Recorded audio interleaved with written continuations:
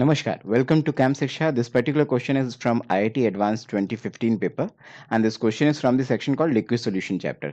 तो वैसे तो ये Liquid Solution Chapter का क्वेश्चन है लेकिन इस क्वेश्चन में आपको थोड़ा बहुत आपको कोऑर्डिनेशन कॉम्प्लेक्स वाले चैप्टर का भी फंडा यहाँ पे दिखेगा।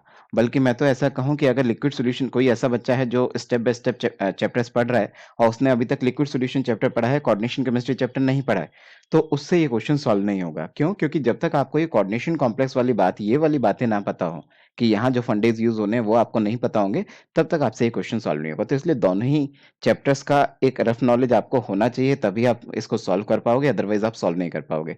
जैसे कि अगर मैं आपको बताऊं तो इसने क्या क्या दे रखा है, देखो मोलैलिटी दे रखी है आपको किसी एक्वा सॉल्यूशन की, फ्रीजिंग पॉइंट दे रखा है तो ऑब्वियसली डेल्टा टीएफ निकल जाएगा, केएफ दे रखा है तो यहाँ से ऐसा करने पे आपके पास क्या आ जाएगा, ऐसा करने से आपके पास यहाँ से आई आ जाएगा। देखो जरा मैं निकाल के भी दिखाता हूँ, आप चाहो तो निकाल के देखो। Delta T F is equals to, आपको पता है क्या होता है, होता i into K F into molality, यही तो होता है। अगर यहाँ से आप डेल्टा टी एफ की वैल्यू रख दो तो ये कितनी थी, माइनस का 0.0558, वो हो जाएगा कितना, प्लस 0.0558। ऐसा क्यों कर दिया मैंने, क्योंकि एक्चुअली डेल्टा टी एफ निकालोगे तो कितना होगा, प्योर पानी कितना कब फ्रीज होता है, 0 डिग्री सेल्सियस पे। तो आप बोलोगे 0 माइनस माइनस का 0.0558, तो माइनस माइनस प्लस हो जाएगा, तब ये प्लस हो जाता है। यहाँ पे रख दो आई, यहाँ पे रख दो आपके के एफ की वैल्यू, मोलैलिटी की वैल्यू। तो ऐसा करने से आई निकाल लो, यहाँ से आई आपका 3 आ गया। अभी तक हमारे लिक्विड सॉल्यूशन चैप्टर से जो हमारा फंडा था वो तो क्लियर हो गया, लेकिन आंसर नहीं आया। आंसर के लिए तो हमें कोऑर्डिनेशन कॉम्प्लेक्स वाला चैप्टर भी हमारा क्लियर होना चाहिए। ये क्या कह रहा है, ध्यान से सुनना। ये कह रहा है कोबाल्ट 3+ है जिसका क्लोराइड आपके पास है COCl3, और इसके साथ कुछ अमोनिया है, वो अमोनिया नहीं बता रहा है कितने हैं, लेट्स से कुछ एक्स अमोनिया है। ठीक है जी, इतनी बात आपको बताइए। तो कह रहा है ये जो कैलकुलेशन आई है, इस कैलकुलेशन की हेल्प से आप बताओ कि एग्जैक्ट फॉर्मूला क्या है इसका, और फिर एग्जैक्ट फॉर्मूला निकालने के बाद आप ये बताओ कि ये जो कोऑर्डिनेशन कॉम्प्लेक्स हम इस तरह से बनाते हैं, इसके अंदर कितने क्लोरीन पड़े हैं और बाहर कितने पड़े हैं। ये अंदर वाले पूछ रहा है, the number of chloride ion in the coordination sphere, अंदर कितने क्लोरीन पड़े हैं। तो कुछ एक्स मान लो अंदर पड़े होंगे, वाई बाहर पड़े होंगे, टोटल मिला के 3 ही होंगे। तो 3 में से हो सकता है एक अंदर पड़ा हो, 2 बाहर पड़े हो सकता है 2 अंदर पड़ा हो, 1 बाहर पड़े हो सकता है तीनों के तीनों अंदर हो सकता है तीनों के तीनों बाहर हो, वो देखना पड़ेगा हमें।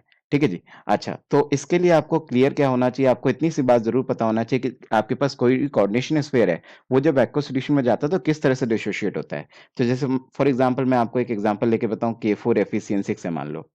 तो K4 एफिशिएंसीज को जब आप एक्वा सॉल्यूशन में डालोगे ना, तो ऐसा करने से इसके K प्लस आयन अलग चले जाएंगे और ये स्क्वायर ब्रैकेट वाली स्पीशीज अलग चली जाएगी। इसका मतलब है कि स्क्वायर ब्रैकेट के अंदर जो कैटायन आयन है ना, वो नहीं टूटते।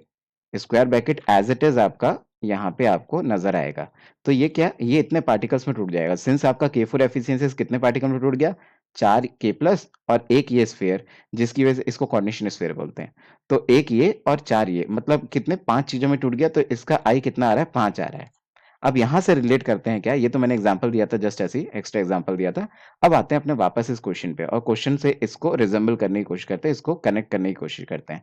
तो बात इतनी सी है कि आपके पास क्या है, आई अगर 3 आ रहा है, तो इसका मतलब है कि आपके पास ये जो भी मॉलिक्यूलर फॉर्मूला होगा, इसको जब आप तोड़ोगे, तो तोड़ने के बाद समथिंग कुछ कॉम्प्लेक्स बनना चाहिए, और 2 Cl आपके क्या है, इधर आ जाना चाहिए, Cl माइनस आयन। मैंने आपको बताया ना कि कुछ Cl माइनस आयन हो सकता है बाहर पड़े होंगे, कुछ हो सकता है अंदर पड़े होंगे।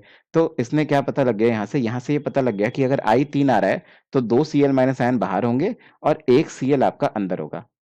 इतना आपको पता चलना चाहिए। तो आंसर तो वैसे यहीं से आ गया कि एक Cl अंदर है, उसने यही पूछा नंबर ऑफ Cl अंदर कितने हैं कोऑर्डिनेशन स्फीयर के। तो कोऑर्डिनेशन स्फीयर के अंदर एक ही Cl है, आंसर तो हमें मिल गया, आंसर तो 1 है। वैसे अगर आप एग्जैक्ट फॉर्मूला ढूंढना चाहो तो एग्जैक्ट फॉर्मूले ढूंढने के लिए आपको एक एक्स्ट्रा बात और पता होनी चाहिए कि कोबाल्ट 3+ आयन जब कॉम्प्लेक्स बनाता है तो उसके आसपास 6 चीजें जुड़ती हैं।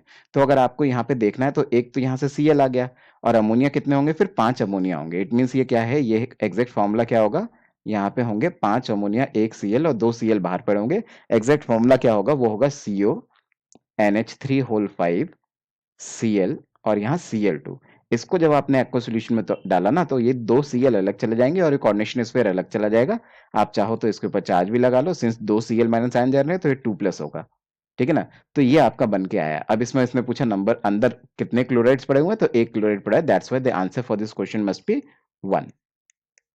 Okay, so I hope I helped you. Please subscribe Camp Shiksha. Thank you.